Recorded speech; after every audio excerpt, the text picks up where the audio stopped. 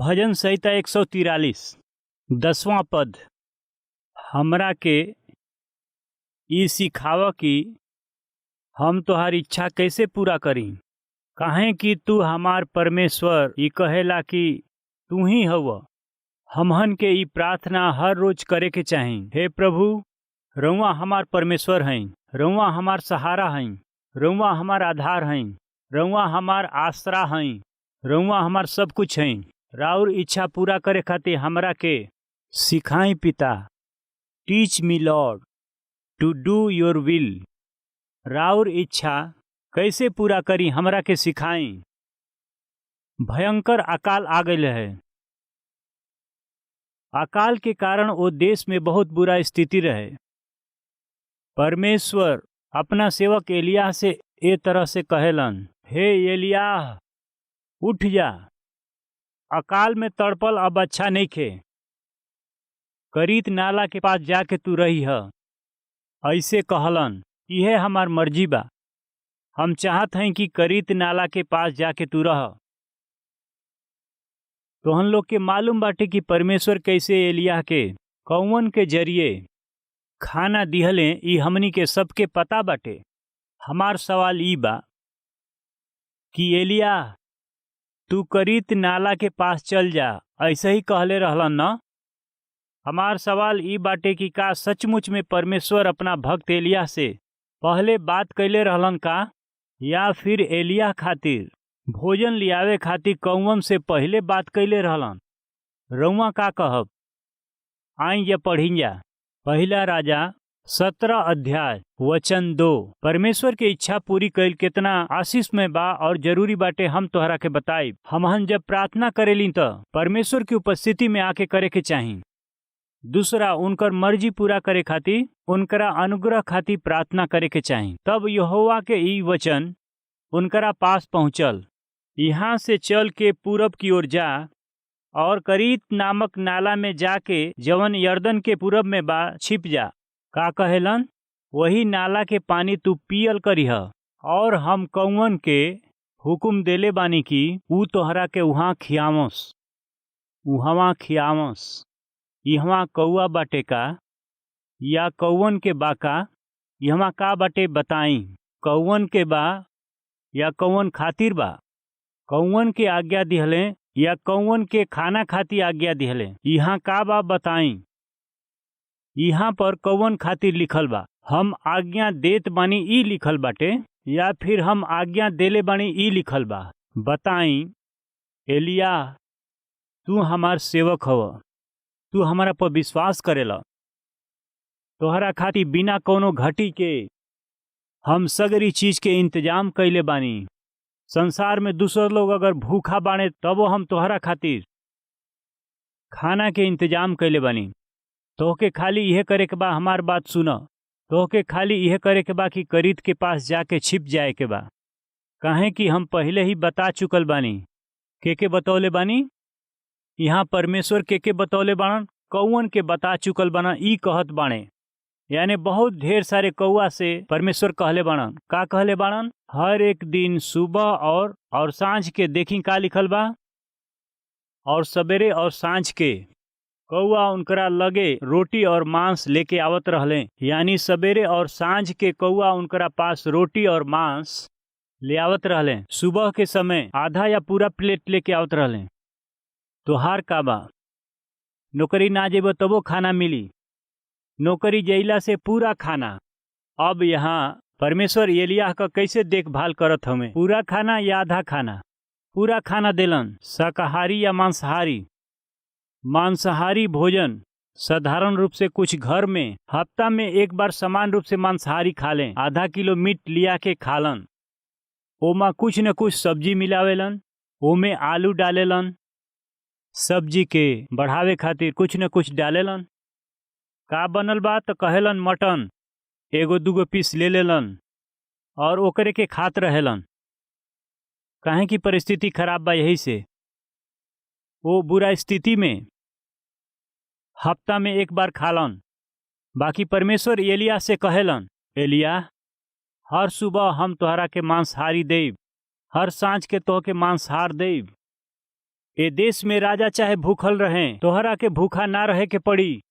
ई सच बाटे प्रभु, बहुत अच्छा बा। बाकी ई सब चाही तो बस एगो शर्त बा। उ का बाटे? हमरा इच्छा के अनुसार तू चलीह, हम जहाँ कहब उहे में जइह। हम करीत नाला के पास ना प्रभु टैंक बन जाइब, और पास में इंदिरा पार्क बा, वहाँ बहुते पेड़ पौधा बाटे। हम वहाँ जाके रहब प्रभु, वहाँ सब बहुत अच्छा बाटे। यदि तू ऐसे कहब त इंदिरा पार्क जाइब जा, नेहरू पार्क जाए के, और कौन पार्क बा, लुम्बिनी पार्क जाए के, जौना पार्क में जाए के बा जाके बैठ जाई।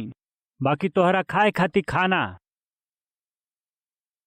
रहे खातिर घर और पहने खातिर कपड़ा बिल्कुल ना मिली। यही तरह से तोहरा के कहीं भी भोजन ना मिली। काहे की जाने लो कि काहे की करीत नाला के पास ही तोहरा लगे कौवन के भेजब। सवेरे के समय खाना देबे, उ तोहके मांस लिया के दीहें और रोटी लिया के दीहें, मांस लिया के दीहें और रोटी दीहें, और शाम होते ही दूसरा शिफ्ट ऐसे सगरी कौआ आके भोजन दीहें। एलिया वहाँ गईले, वही से बहुतायत से जीवन पौले, परमेश्वर के इच्छा पूरा कैले, यही से उनके कौनो घटी ना भइल। अगर उ कहेलन तो हम वहाँ पर काहे जाई प्रभु? यहाँ पास में एगौरी नाला बा, हम वहाँ रहब, ई कहला से ना होई। आज रउआ ई सोचत हो कब कि हम बहुत मुश्किल के सामना करत हई, हमहन बहुत से समस्या में होके जात हई, या बहुत से आर्थिक संकट में से होके जात हई। प्रार्थना कैला से भी प्रभु जवाब नेखन देत, हमरा जीवन में कुछ नेखे होत। प्रभु जी रउआ का करत हई? रउआ एह तरह के सवाल करत हई तो एक बार रउआ सोची, तोहर जवन जरूरत बाटे ओकर प्रभु पहले से इंतजाम कैले बाड़े। प्रभु तोहरा के ई काम करे खातिर कहले बाड़न, और हो सकेला कि तू दूसरा ही काम करत होखा। प्रभु तोहरा के ई काम दिहलन और शायद तू दूसर काम करतड़।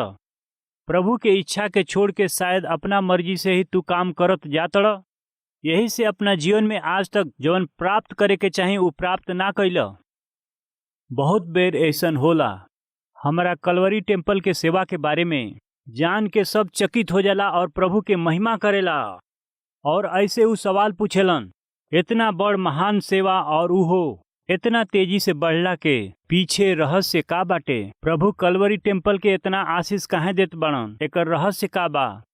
ऐसे बहुत से लोग पूछेला, तो हम उन्हन लोग के का जवाब देली पता बा? एकरा पीछे बहुत से कारण बाटे। काहे कलवरी टेम्पल के परमेश्वर इतना आशीष देत हमें? ओकरा में ई सबसे मुख्य कारण बाटे कि हम अपनी प्रभु के इच्छा का बाटे ई जान के हम अपना प्रभु के सेवा कर रहल बानी। प्रभु के मर्जी के हिसाब से हम सेवा करत हई, यही से प्रभु अपन आशीष देत हवन। कलवरी महाउत्सव जब आयोजन होला, जब हमहन ये आत्मिक सभा के आयोजन करीला, लोग कहेलन सतीश कुमार लोग सभा में तब आई हैं। कलवरी महाउत्सव नहीं, कलवरी चंगाई महासभा नाम रखी। चंगाई रखला से बहुत लोग आई हैं, चंगाई ना कहब तो ना आई हैं, तो आप टाइटिल बदल दें, चंगाई के टाइटिल रउआ लगाई, तब बहुत से लोग आई हैं। तब उनसे कहली शारीरिक चंगाई से बढ़ के उनके आत्मिक संबंध में चंगाई के ज्यादा जरूरत बा। लोग प्रभु के पास यही खातिर अइले, हमहन ना सोतनी जा, और हमनी के बचावे वाला एगो परमेश्वर बने। इस सच्चाई के जान के आवे के चाही, उनकरा जीवन के सुधारे वाला प्रभु के सुसमाचार सुन के उद्धार पावल आशीष ना सोखे वालन के बचावे खातिर यीशु मसीह इस संसार में अइलन।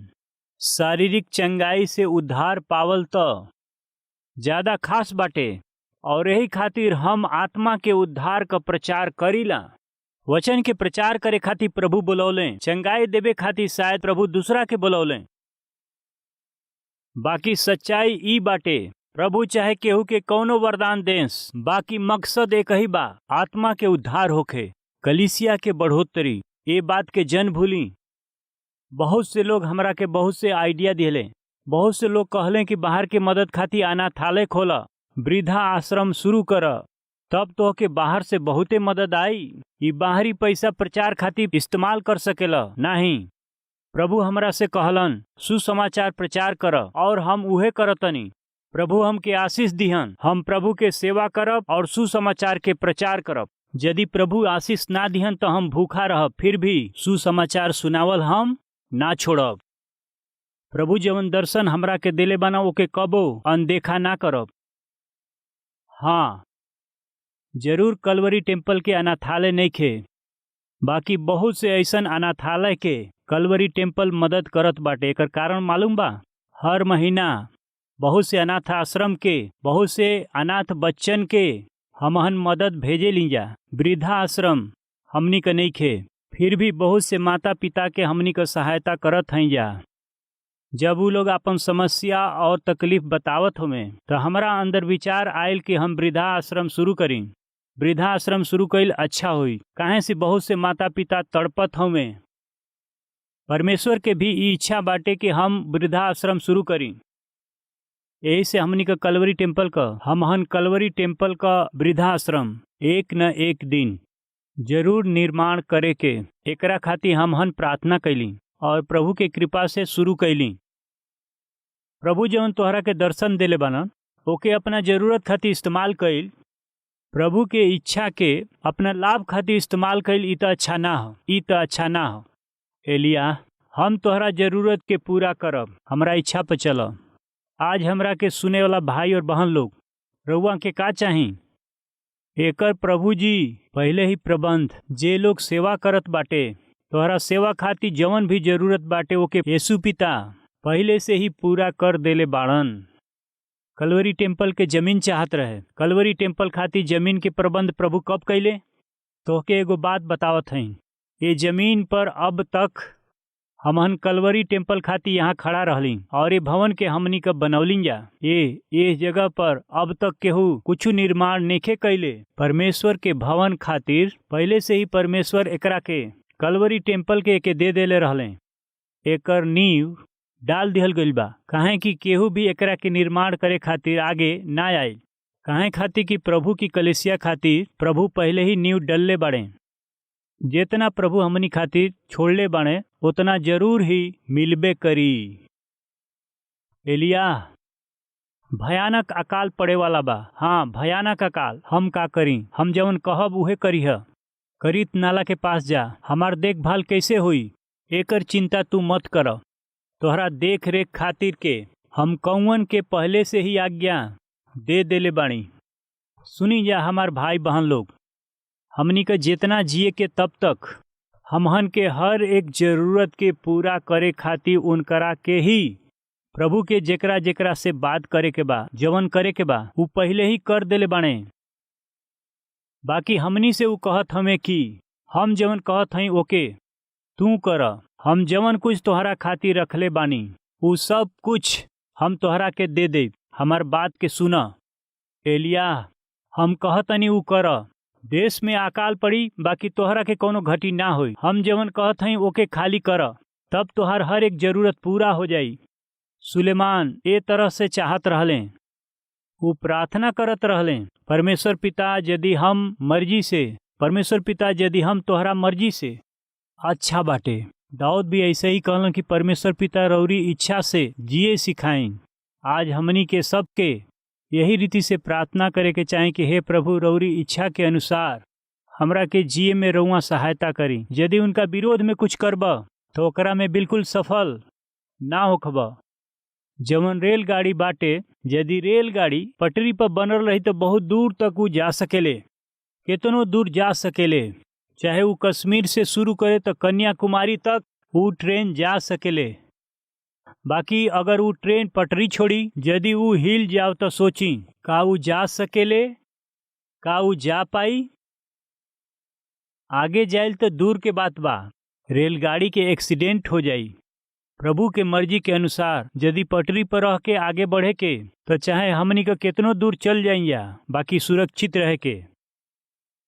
यदि प्रभु के इच्छा के अनुसार हमनी का पटरी पर बनल ना रहे के तो आगे बढ़े का चांस नहीं खे, आगे ना बढ़ पावे के, रास्ता में ही हमनी का रुक जाए के। यदि रउआ आज अपना जीवन में एक ही जगह पर रुकल बानी तो, यदि अपना मर्जी से रउआ जियत बानी तो शायद रास्ता भटक गइल बानी। प्रभु के मर्जी के मुताबिक रउआ जीवन नेखी बितावत और यही से रउआ आगे नहीं बढ़ पावत। रउआ जरा एक बार सोची, अपना आप के जांच लें।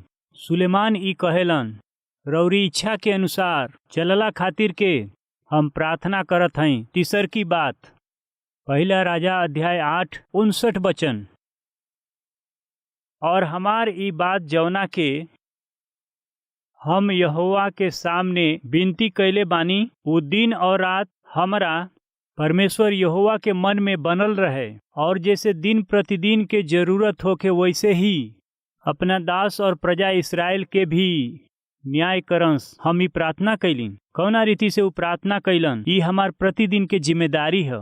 हमरा साथ में राउर भी जिम्मेदारी बनेला। प्रार्थना काहे खातिर बाटे? बस प्रभु की मदद के खातिर। प्रभु जवन करवावल चाहत हवन उ करे खातिर। प्रभु जवन तोहरा से करवावल चाहत हवन उ करे खातिर के हम प्रभु के पास जाके सहायता मंगली। एके फिर पढ़त हई, हम यहोवा के सामने विनती कैले बानी की, और जैसे कि दिन प्रतिदिन के जरूरत होखे वैसे ही वो अपना दास के और अपना प्रजा के इस्राएल के भी न्याय कैल करंस। हे प्रभु, हर दिन हमनी का काम पर जाइला जा। हर दिन हमनी पर जिम्मेदारी होखेला। यदि रउआ नौकरी पर जात हई तो एगो जिम्मेदारी है। यदि रउआ व्यापारी हई तो व्यापार ठीक से कैल तोहार जिम्मेदारी है। छोट काम करत हुआ तो उहो तोहार जिम्मेदारी है। खुद के काम बाटे का, छोट दुकान बा, चाय के दुकान बा, भोजनालय बा, रेस्टोरेंट बा का, तो ये तोहार जिम्मेदारी होला। एगो माता या पिता के रूप में, एगो पति या पत्नी के रूप में, या व्यापारी के रूप में एगो तोहार जिम्मेदारी बा। सुलेमान ई कहेलन, एगो राजा के रूप में हमके जवन काम करे के बा, हमरा प्रजा के जवन काम करे के बा ओकरा के अच्छा से करे खातिर पिता हमरा के सहायता चाही। हमार भाई और बहन लोग हमहन जवन कुछ करी जा परमेश्वर के मदद चाही। प्रभु यीशु जी कहले कि हम अपना पिता से दूर होके कुछ नहीं कर पाइब। यीशु मसीह खुद कहत हूँ कि अपना पिता से दूर होके कुछ नहीं कर पाइब। वैसे ही यीशु जी कहले, तू हमरा से दूर होके कुछ भी नहीं कर पाइब। आज तू प्रभु से दूर होके कुछ कैला के कोशिश करब तो उ सफलता ना होई। हम ही खुद कोशिश करब, ई कहला से भी कुछ ना होई। सुलेमान प्रभु से विनती करत हमें, प्रभु जी हमरा के तोहार सहायता चाही। आई जाए एगौरी वचन पढ़ल जाई, भजन संहिता 55:22, 68 अध्याय पद 19 भी। ये दोनों वचन के हमहन पढ़ब। पहले 22 पद पढ़ल जाई। अपना बोझ के यहोवा पर डाल द, यहोवा पर डाल द, ऊ तोहरा के संभाल ली हैं। हर रोज जवन आप काम करीला, चाहे वो कुछू होके, चाहे कौनो काम काहे ना होके, चाहे सेवा, कई बार ऊ तोहरा खातिर मुश्किल हो सकेला, तोहरा खातिर असंभव हो सकेला, तोहरा बर्दाश्त से बाहरा हो सकेला। बाकी बाइबिल कहेले कि अपन बोझ प्रभु पर डाल, तो ऊ तोहके का लिखल बा, ऊ तोहरा के संहरिहन। भजन 68 पद 19 देखल जाई। धन्य बाने प्रभु जवन हर रोज हमार बोझ के उठावेलन, बोझ के उठावेलन। का लिखल बाटे, वो हर रोज हमार जवन बोझ बाटे ओके उठावेलन। सुलेमान ई कहेलन, हर रोज बहुत से काम बा और बहुत से जिम्मेदारी बा, ओकरा खातिर हमरा के मदद चाही। प्रभु जी सवेरे उठते ही, हे प्रभु बहुत काम बाटे, कठिन काम बाटे, बहुत दबाव बाटे, एकरा खातिर राउर सहायता चाही। और प्रभु ई प्रतिज्ञा करेलन कि हम हर रोज तोहार बोझ के उठाई। जब प्रभु हमनी के साथे बाड़न, ऊ कहेलन हम तोहार प्रतिदिन बोझ उठाई। प्रार्थना काहे नहीं करत बताई? एक बार एगो दादी रहली, अपना कपार पर बोझ उठा के चलत रहली।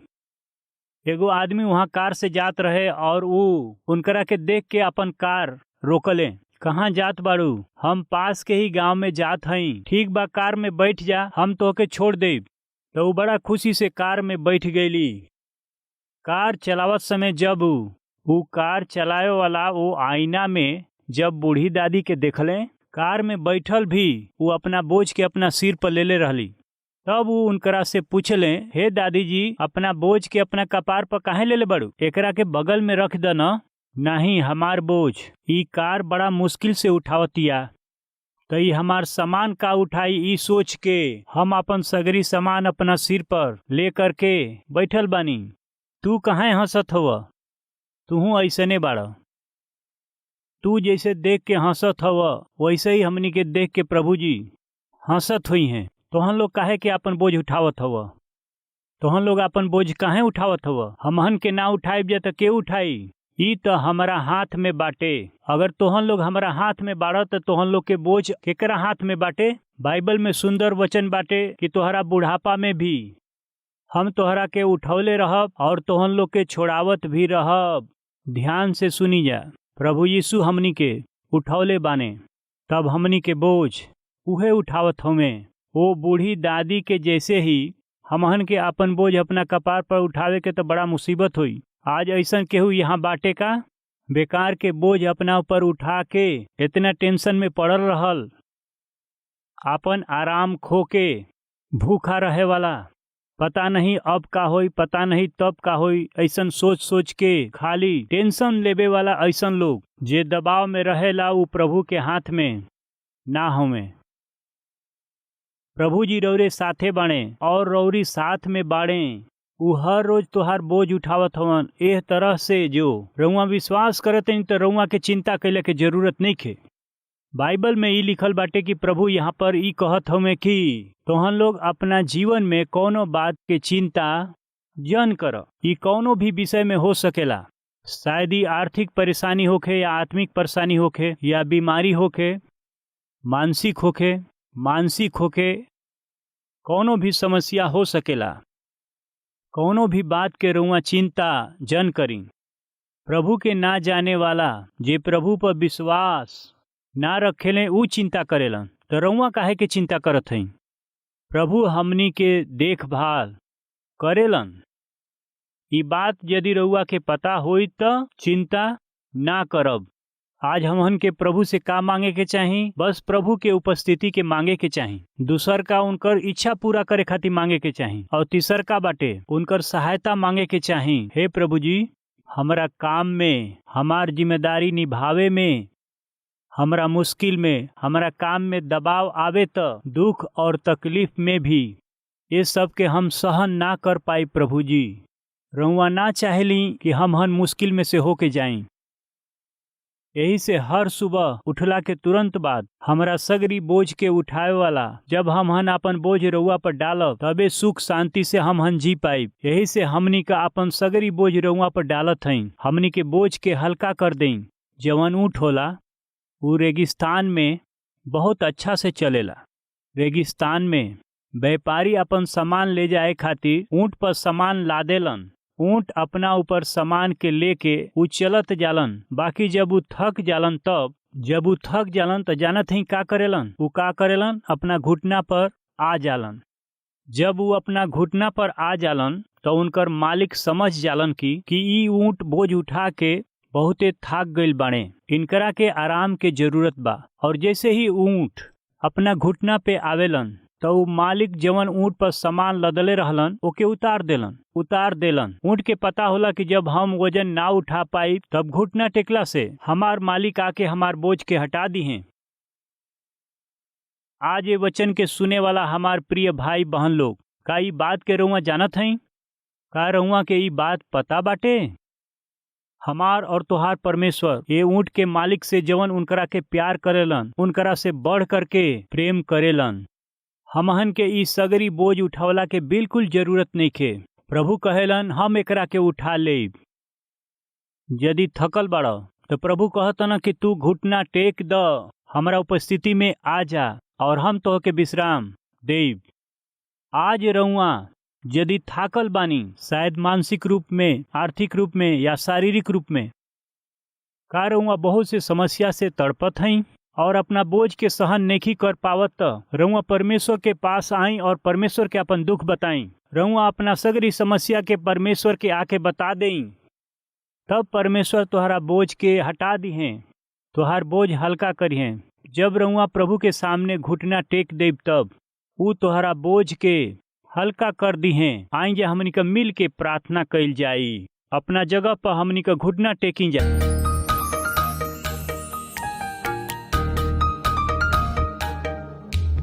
हे हमनी के महान प्रेमी पिता परमेश्वर जी, आज जितना लोग रौरी इच्छा से दूर बाने, रौरी इच्छा के मुताबिक नैखन चलत, वो भटक गइल बाने, वो सगरी लोग के उठाई पिताजी। जे माफी मांगत हुए माफ कर दें कहत हमें, प्रभु जी रउआ ओहन लोग पर दया करी, अचरज और अद्भुत काम करी, अपना लहू से धो के शुद्ध करी, अपना इच्छा के हमनी के जिंदगी में पूरा करी। कई बार ई हमनी का कहिलें जा कि बोझ हमनी का सहन नहीं जा कर पावत, एकरा के बर्दाश्त नहीं जा कर पावत। कई बेर हमनी का एह तरह से कहिलें जा, प्रभु जी रउआ कहत हई तोहरा के ई बोझ नेखे उठावे के, हम तोहरा बोझ के उठाई। पिताजी, जब ऊंट बोझ ना उठा पावेला तो घुटना टेक देला और तब वो आराम पावेला। एगो जानवर के मालूम बा कि कैसे शांति मिली और ऊ कैसे आराम पाई, बाकी हमहन ए बात से अज्ञान बानी। बाकी आज से चाहे मुश्किल होखे, चाहे समस्या होखे, चाहे दबाव होखे, चाहे वो बीमारी होखे, चाहे तकलीफ होखे, चाहे जवन कुछ होखे, रौरी उपस्थिति में घुटना टेकल काफी बा। रउआ हमके ये सगरी चीज से छुड़ाई, हमरा के विश्राम देई, रउआ हमरा बोझ के उठा ले, रउआ अपना मर्जी के हमारा जीवन में पूरा करी। धन्य बाड़े ऊ लोग जेकर परमेश्वर यहोवा बाणे। प्रभु रउआ हमनी पर दया करी, हमहन के मदद करी। यीशु जी के नाम से ही प्रार्थना के करत हैं पिताजी, आमीन।